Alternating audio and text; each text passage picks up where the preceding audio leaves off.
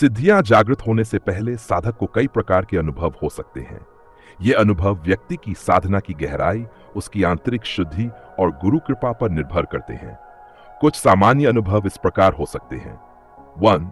आज्ञा चक्र में दबाव या स्पंदन। साधक को भौहों के बीच स्थित आज्ञा चक्र पर हल्का कंपन, गर्मी, ठंडक या हल्का दबाव महसूस हो सकता है। कभी कभी इसमें हल्की रोशनी भी दिख सकती है। डा. ध्यान में गहरी शांति। जैसे जैसे साधक की चेतना उन्नत होती है, वैसे वैसे उसे ध्यान में एक गहरी शांति और आनंद का अनुभव होता है, जो सांसारिक सुखों से कहीं अधिक होता है। 3. स्वप्नों में दिव्य दर्शन। कई साधकों को ध्यान काल या निद्रा में दिव्य स्थानों, ऋषि मुनियों, देवताओं या किसी गुरु तत्व के दर्शन हो सकते हैं। यह संकेत होता है कि आंतरिक ऊर्जा सक्रिय हो रही है।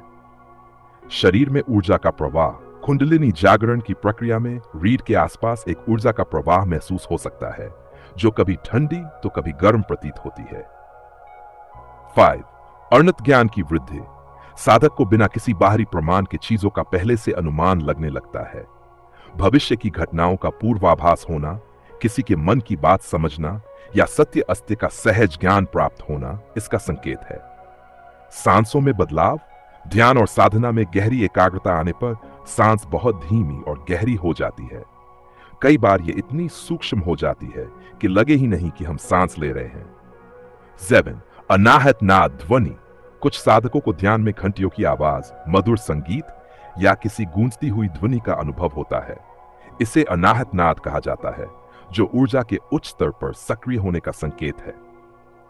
भौतिक जीवन में परिवर्तन। जैसे जैसे साधना गहरी होती है, वैसे वैसे जीवन में संतुलन, सहजता और करुणा बढ़ने लगती है। सांसारिक मोह कम होने लगता है और आत्मिक शांति बढ़ जाती है। इन अनुभवों का स्वरूप हर साधक के लिए भिन्न हो सकता है।